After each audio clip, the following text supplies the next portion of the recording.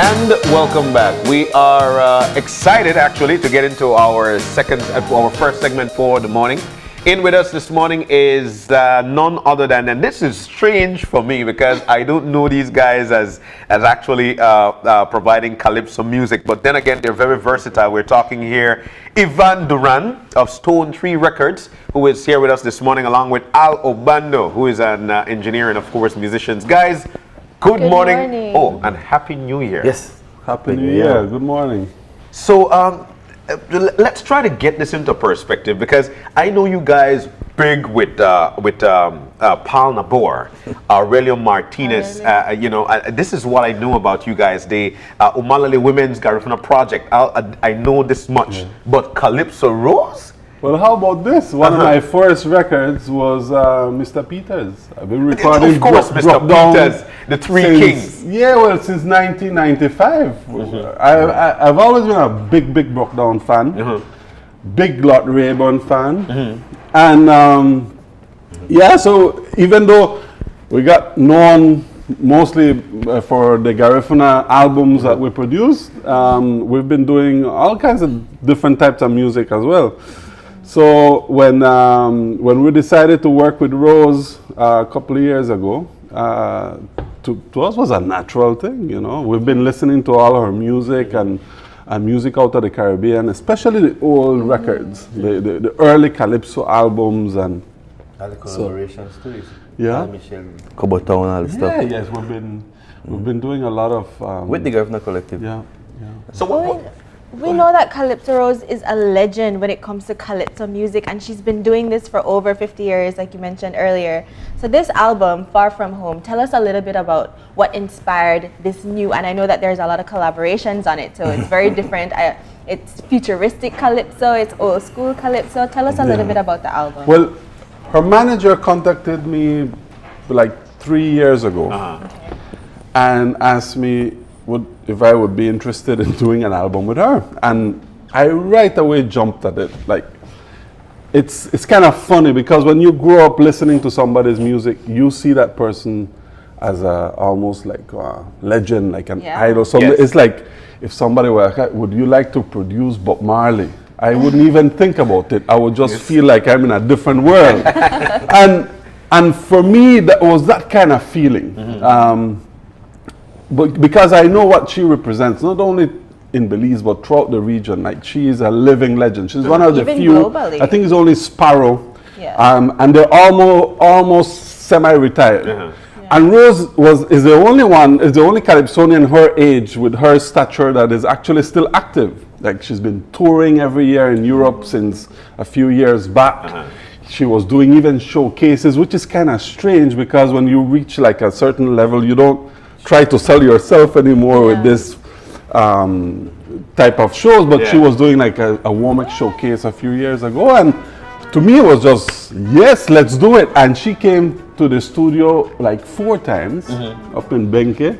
We had her there, and it was like the most fun we've had. You know, very, very short sessions, but intense, and it was a lot of fun working with her. So, what role did you play in this? We know that when it comes to engineering, then again, musician, you are the top notch here in this country. What role did you play in this? How did you feel to learn? You know what? We're about to take on Calypso Rose. She's a legend. She came to the studio, as I say, and my the way I explain it to like everybody is, I wish I could have had like, especially like the female artists, I believe, even musician artists, like sit down, be a fly on the wall and just watch this lady walk into the booth and deliver. Like nothing else. Like she's just amazing. Like she's just a changed person. She get behind the mic and it's like almost one take, and just the energy she has is like everything we talk about and we lack in Belize. She has like the overall feel for it, right? And it just you know, we worked all the post production, all the mixing. You know, it took a lot of time, and then from there it became like a learning process. Throughout the time, no. Well, we know that creating an album is not as easy as it looks. It's not just going into the studio, singing a few things, and then it's recorded, and it's not like it's on your phone or anything. Tell us a little bit about the process from songwriting to the mixing and the editing and the taking out and the putting back in. Tell us a little bit about that. Well, the whole creative process, it was like natural for Calypso Rose, and with us and the time we have had already in terms of the technical aspect, it was a good combination, and everything just flowed. Yeah. After that, that's just like the recording and the mixing part and getting the sound done. But after that, it was like the whole entire business, marketing strategy and plan, which I think took it to this level we have now. Like which and as Ivan, like the the whole team they had. Before that, though, I think a really important point with this album is that there's not a single Japanese machine, like Rose would say. There's no computers in this album. There is no even keyboards. Everything is live acoustic instruments, just like in the old days. And this is something that we really wanted to get across, because we believe that those sounds, they have a special feel that connect with people, and we knew that from way back. So when this got launched in Europe last year, I was really pleased that people reacted to the sound. Like the first reaction is like you're listening to a classic record. Yes. You're listening to something that you can play again in 20 years and it will sound still good. A sound like you use that cheesy keyboard or that auto-tune voice flashy that sound good again. And it's so funny because that's what our generation, that's what they're used to. That's what people consider to be music nowadays. And then you have Calypso Rose, who is a legend, and people aren't used to that, authentic acoustic sound. Yeah. But on the other hand, though, the strategy was we're gonna make it sound classic. But guess what? We're gonna have Major Lazer do a remix. We're gonna have Machel Montano do a collaboration, which he did in one of the songs. Yeah. And he will add his drum machine and his soca beat. He will speed it up. But those are the remixers who will do it. The album itself, this piece of plastic, this has something that is much closer to her and to her status as a legend of Calypso. And but we have done over 15 remixes already. Wow. DJs from all over the world that have remixed and added those same elements, and even chopping up her voice and making her sound like a robot. And it's cool, but it's In many cases, Belizeans tend to not really know how deep Belizeans or Belizean producers work along with international artists. You work along, actually you're pushed over the edge. The whole Garifuna collectives, you guys are pushed over the edge to have Andy Palacio on the top notch when it comes to the Womex Awards, who is 6 or 5 or something to that extent in terms of this hemisphere who have won that award. So that was a prestigious one. Working now along with Calypso Rose, and then again Aurelio Martinez, who is now a world-renowned Calypso Rose. Can you tell us some of the other artists you guys have worked on? And let's remind folks that Stone 3 Records or Stone 3 Studio is right there in Benca Viejo. Stone 3 is a Belizean label. I mean, we've probably done about over 40 albums over the almost 25 years. Wow. They get old. But still young at heart. And I mean, like you said, most of the people know us for the work we've done with Garifuna artists, and especially bringing back the Paranda, which started in 1999 with Mr. Paul Nabor, Junior Aranda, Aurelio Martinez.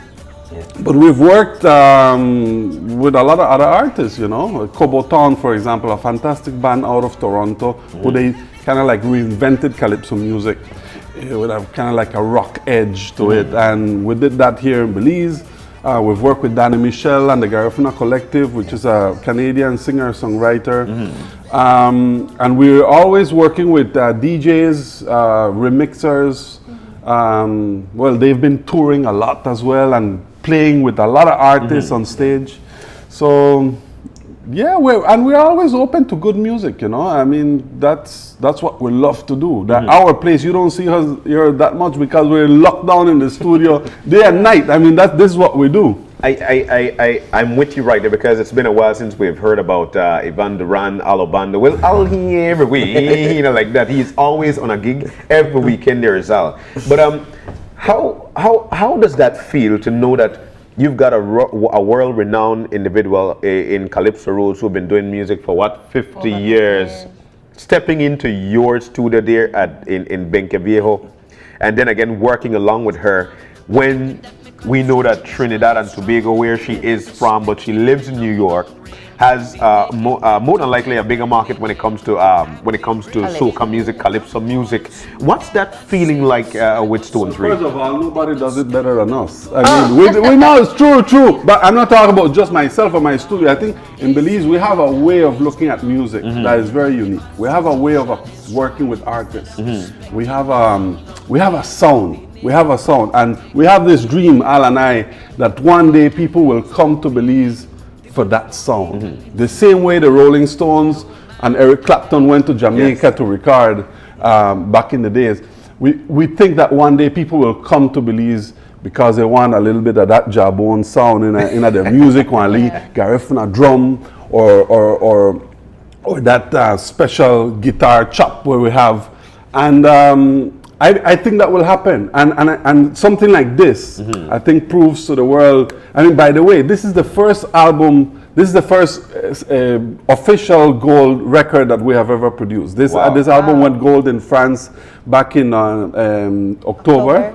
That means 50,000 copies were sold in France, and it might go platinum in the next month or two. And it's the first artist out of Trinidad to ever get a gold record in Europe. Wow. So this is pretty historic, even for a country like Trinidad, who has a long tradition of big names and big artists. So the fact that this was done in Belize, she's signed to a Belizean label, and we're doing this calypso music out of Belize, says a lot about the talent that we work with Al and different musicians. I mean, we have Ellsworth Castillo here playing the drums. We had Joshua Rana on the drums. We have Des did some back vocals. Women from Georgeville too. Some women from Georgeville. Yeah. So we have a lot of Belizean talent in this thing. Yes. Well, I want to ask you though, because I know her heart is calypso music. That's what she knows, especially in Trinidad, growing up in Trinidad, hearing from how important that social commentary is, how it molded what soca is today. How do you ensure that she's authentically herself, Calypso Rose, but still introduce that Belizean flair without it not contradicting each other? Well, the music is one thing, and then the lyrics is another thing. What I was talking about was mostly about the vibe of the music and the instrumentation and so on. The lyrics, that's a whole different story, and we could have a whole show just talking about that. I mean, Rose she's a feminist. I mean, what she has done is so important that, I mean, a book has to be written about it. I mean, this woman is historic beyond music, and a lot of these lyrics are very important. They're against domestic violence, against a song like No Madame actually changed the laws in Trinidad when she wrote this song in the 70s when they raised the minimum wage for workers. And so, or a song like Leave Me Alone, which is kind of funny, but it just talks about there's a lot of really important and Calypso has always been very political and very very socially very socially conscious, and this album is proof of that. On our desk right now, actually on our table, you actually have an LP. You actually have a record. Yeah, I brought it because a lot of young. Well, this is actually, and this is, I'm so proud of this because this is the first one we actually produced, and I wanted to do Watina on vinyl, I wanted to do Paranda on vinyl, we never did it, so this is actually my only copy because it was a limited edition that got sold out in France in the first month. Wow. But I kept this, and it's a really beautiful thing, and Yeah, you can touch it. Super cool. It's the only copy made. No. Not the only copy. Your the only copy in Belize, right? Okay, the only copy in Belize. All right. Just to make it clear, the only copy, record copy in Belize. Not the only copy. But this is the actual CD. That is the actual CD, which is kind of pretty too. All right. And Yeah, I'm this is telling you, cool. I love this artwork. Where did the idea, the concept Actually, come this from? photo is Richard Holder. We took it in San Ignacio wow. at the Belize Soul Project, Uh-huh. and it got then painted. Inside here. It got repainted by the graphic designer, and it was made into the cover. And this is also an artist with some scenes from Trinidad and Carnival. Yeah. That's amazing. And of course, she has to be a part of the creative process when it comes to picking Yes, the I mean photos. she's involved with everything. She's a consummate professional, and she knows this business, and she knows, you know. I mean, she's teaching us. No, really. I know. She sounds perfect, of course, because she probably is. But what are the challenges with working with somebody who has been in the game for so long and knows what she wants and knows exactly what she needs her music to sound like? No, I think the key to her success has been that she trusts people. Okay. She has an amazing team working with her, managers, agents, record label executives that are making sure that the bands, the musicians, everybody, and she is very loving. She trusts people. If she doesn't trust you, she know how to work with you. She know how to complain nothing. She just want back off. And she's 76 years old. Yeah. by the way. Okay, yes. And she's touring. She's right now in Tobago. She's performing there tonight. She's going to Europe for 5 months. Wow. Until the end of August, she's going to be touring. Almost, but I won't say non-stop, because the managers have put a lot of rest time for her. But these will be big shows. She's playing now to crowds of tens of thousands of people. Yes. She just sold out a big venue in Paris the other day. We had hundreds of people waiting outside that couldn't get in, and she was headlining. So she had actually a French artist opening for her, and this is unheard of. Like even like artists like Marshall. big artists like Marshall cannot go to Paris and say you can sell out Yes. 1,000 or 2,000 seats, and she sold out. And so the only way you do this is if you have a professional team behind you, looking over every single detail. And as an artist, you have to know your stuff. You have to pick your team, and you have to trust them in what they do. So you can't micromanage this, for example. You can't go to and say, "Why?" No. You have somebody who to do that. Yeah. And you have somebody who's taking care of you backstage, and you have somebody who's doing the publicity for you, and all that. You know, you guys have been above and beyond. You guys have been abroad for so many times. I want to know, especially when it comes to Calypso Rose, there is a big language barrier when it comes to being there in Paris, and then out of Trinidad, then again you guys out of Belize. What buy these people in to want to listen to the language? And then again, do you think they really get the lyrics or the words, or are they just there for actually the beat of the song? What do you guys think? I think music is a universal language, and I know it sounds like a cliche and we say it over and over, but it's true. I mean, I grew up listening to music that I couldn't even understand.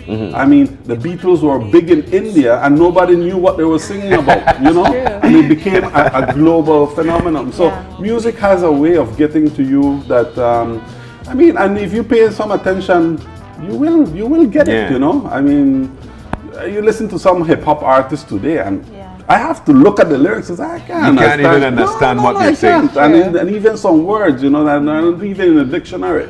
So, I mean, you take it to another extreme, but the truth is that once, I mean, this is like a party album. This is, you play this and you feel happy. We didn't mention Manu Chao, for example, who is a huge global artist who actually co-produced this album with us. He sings on 3 songs and so on. I mean, he kept saying that because he heard some of the early demos, and he said that every time he used to play this at parties and when he was traveling at the hotel lobbies, and he would always play, he said everybody would just start smiling when they hear this music. And that's the power of Calypso, right?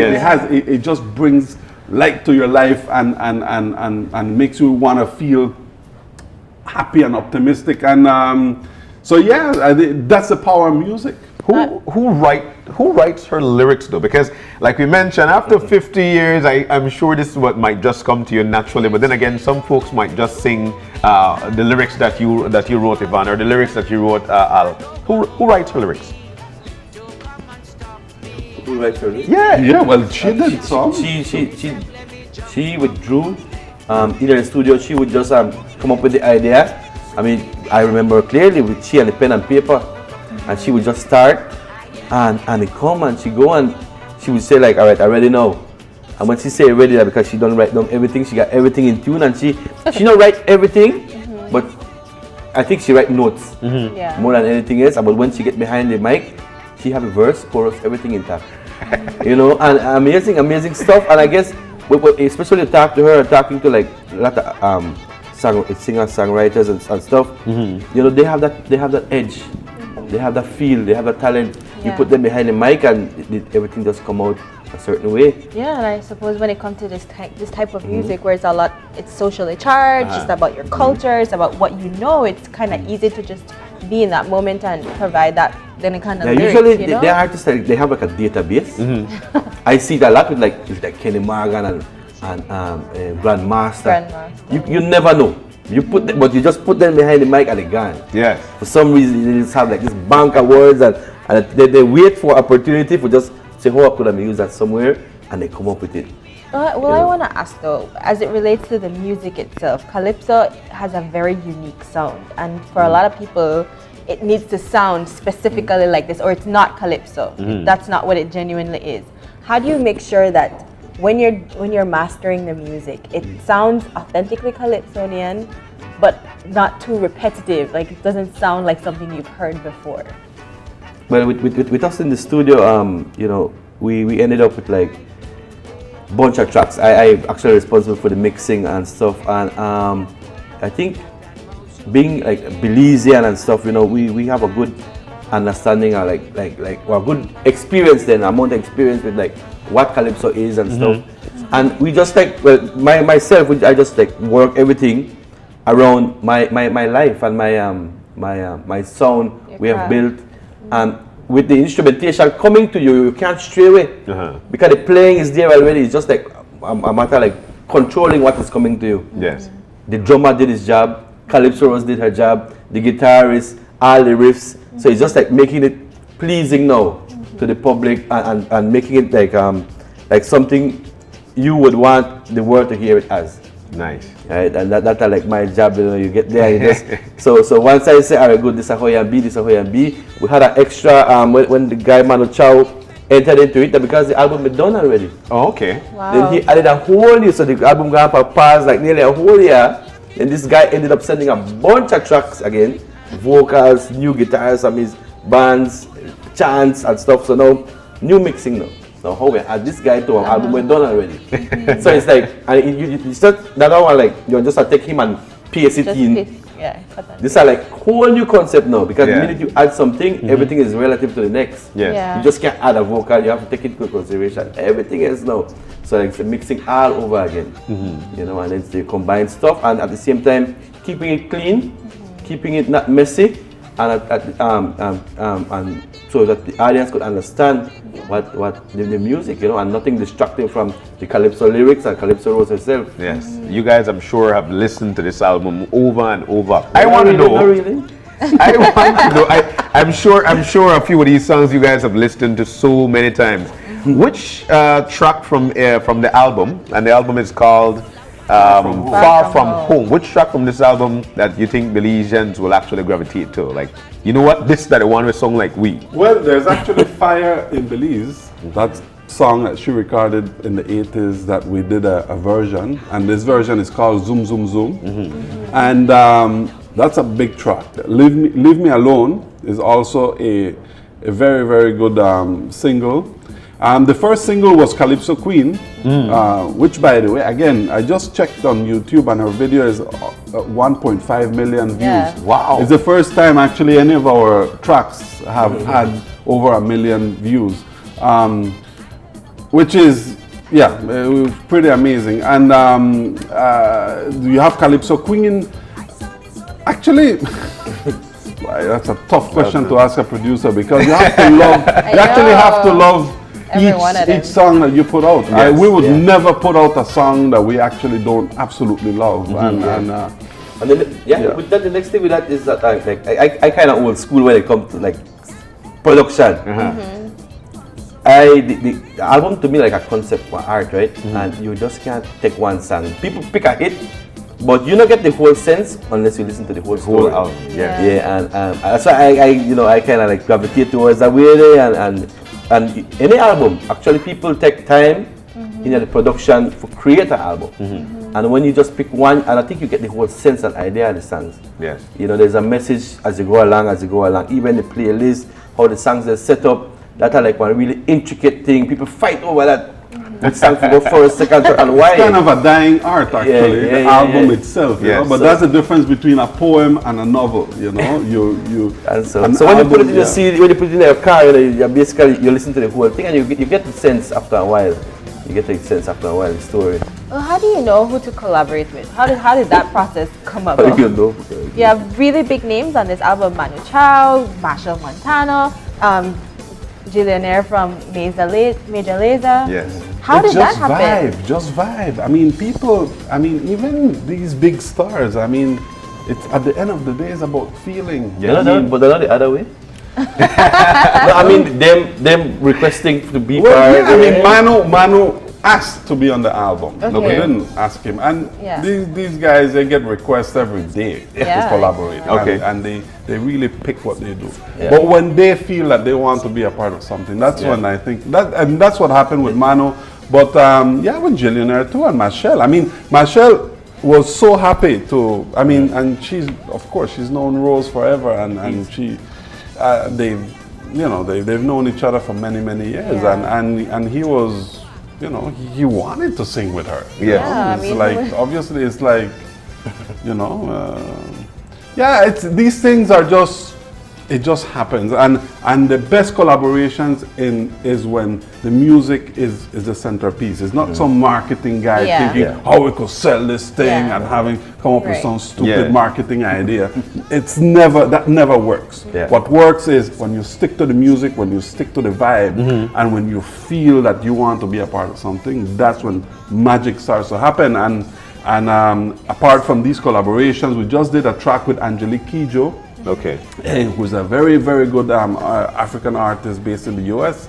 And we're going to be doing a lot more collaborations. And everybody wants to work with Rose now. The collective is doing a featuring with her. Nice. So we're going to be doing a lot more. And we're working on a new album already too. So how many albums sold again? You mentioned? Well, right now I think the number is at 81,000 copies, and this is in France. The album hasn't been released in the US yet. It's going to be released this summer. Okay. And it got released in Belize and Trinidad simultaneously now with this version, which is actually a different version. This version has 3 tracks, including the Machel Montano featuring, and four new tracks that are not available on the European version. So this is those are bonuses. These are 4 bonus tracks that are only available in the Belize and Trinidad versions of the album. Nice. So what's next for Stone 3? Seriously, you guys have been above and beyond, like I mentioned. What's next you for mentioned Stone 3? Aurelio. We're releasing this month Darandi, an album that was recorded in the UK at Real World Studios, which is Peter Gabriel's studio in the UK, and is being released at the Lincoln Center in New York in a few days. And it's to celebrate his 30 years of music career in Paranda music, which, by the way, it all started in Belize at the Bliss with those fantastic shows with Paul Nabor, Andy Palacio, and Aurelio, of course, and members of the Garifuna Collective. So we're planning on a big show with Aurelio in Belize to launch that album in the month of March. So that's the next project we're working on right now. Sure, go ahead. And with Calypso, I know that she's planning a show here in Belize. Yes. So right after that, she's we're gonna find a break in her touring schedule to bring her to Belize to do a show before the summer. Excellent. Now, we've got a lot of producers. A lot of guys aspire to be producers, especially here at home. There's so many studios just knocked up about Belize City. That much I know. We've got big names like Judy Marr, everybody. But in terms of producing, and there are a lot of guys who want to do this, what do you say to these guys who want to do it but don't know where to start? What do you do? I say just go back and listen to limited music of Belize from the 70s, 60s, 70s up. Okay. And you'll find good grooves, good sound, how things used to be, you know, good reference that you could like piggyback off, you know, and listen, just like take that as a guide, you know, and from there just keep true to what you do and try to be as original as possible, and don't afraid to experiment with whatever is Belizean. You know, we have so much thing here, we have so much records here in the past, so much good artists. Talk to people like Brother David, Lad Ray-Ban, you know, all the guys who still living, all the older people them who used to do music, you know, they always have a different concept of how we behave and how things is now. And you use that as a guide and you work it out, and right now, with the technology, everybody into like the whole technology thing, but how you could use technology for like come up with something else, but it's still authentic Belize. You know, a lot of which I noticed that people try to stray away, but if we start come back like to what is the totally Belizean, work, and we have so much magic, and we have so much sound, even the instrumentation we have. You know, like my thing, like with all like, the jawbone stuff, the Maya guitars, like the Garfna drums, like sample stuff, and so we have so much authentic sound that is Belizean, and the more you could keep it Belizean, you could create any rhythm with it. Nice. You know, and that's what I would advise them, like my suggestion. And Ivan, many a times here at home again, we tend to follow what we see abroad, especially up in the north. What do you say to Belizean artists who are up and coming, who actually want to make it out there, but actually are following? How do you keep these guys homegrown? Or what do you say to these guys to keep them homegrown and have their music make that chart? What do you say to a Belizean artist? Wow. Well, you know, music is very broad, right? You have all different styles. You talk about Calypso now, but you have, you know, hip hop, you have dancehall, you have soca. But I would say, like what Al was saying, I mean, you have to keep true to yourself. Yes. Right? There's nothing has worked ever. Like every success that we have had, for example, you can look at it, and it's because it has been something that is totally unique and authentic. And you look at any music that went big around the world, it was because it was something new, it was something unexpected, it was something fresh. So if you don't have that freshness in your music, there's no way you're gonna get heard, right? It's like there's no way how to cut through the noise. There's so much music being produced today in the world. It's thousands and thousands of albums that get released every week. That how you get your music heard, and you get your music heard by bringing a sound that is totally different, an attitude that is totally different from everything else around you.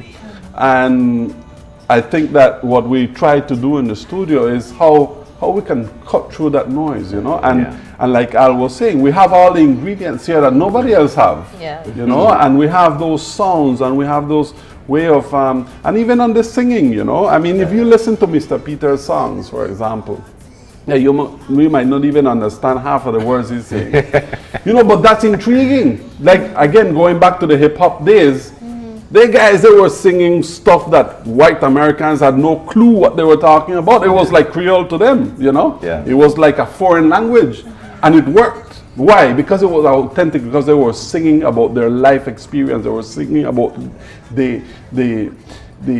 about their life. So singing a Creole, man. I mean, if you're gonna rap, you know, throw in some of that flavor that makes it unique to your own experience. You can't sound like a Brooklyn rapper, It's or true. or like if your music was produced in LA, unless of course you want to move to LA and make music there, which is totally fine. But if you're gonna make music in Belize, make it sound that it's coming from Belize. And an album like this proves that you can do whatever, and if the quality is there, you're gonna have an impact. Well, we're just about ready to go to break, but before we do, of course, we want to find out more about what Calypso Rose is up to. So where can people find the album and more about what she's up to? Well, the album is everywhere in all the gift shops here in Belize City, at Brody's, MH Factory. We have a lot of stores and gift shops that carry the album. Rose is now in Tobago. She's doing a show this weekend there. She's going to go back there for Carnival. She's doing a big show there with Michelle and Alison Hines and a bunch of other people. And then she's heading to Europe again for touring. She's going to go to South America in the beginning of June. And we're going to try and bring her here to Belize with her international touring band, playing with Belizean musicians as well. In early June. So that's the plan for now. And then between all that, we have to start working on a new album, which we planned. We actually already started. So Nice. working on some beats. She has social media. She's on Facebook. Facebook, she has a bunch of followers. You can just Find her. Google Calypso Rose right now, and you see all these videos that you've seen with her playing on. We have a few concerts, all her video clips, including the new one with Michelle. And it's right up on YouTube right now. All right. So, thank you so much. Excellent. Al Obando, who is, engineer extraordinaire, musician. We want to thank you for being with us. And of course, Ivan Duran, internationally renowned as well, with Stone Tree guys. Thank you so very much. Benque. From Benque Viejo del Carmen. We want to thank you guys so much for visiting us this morning and the launch. Calypso Rose, Far From Home. It's actually right here at home. Coming up next though, we've got Jenny. We'll be breaking things down with Jenny. We know that Christmas was hard for some folks. Then again, the New Year is here and you're looking forward to it. We've got coming up in just a few mental health expert, Jenny, who is here with us to break it down with her. That's coming up in just a few. Stay with us.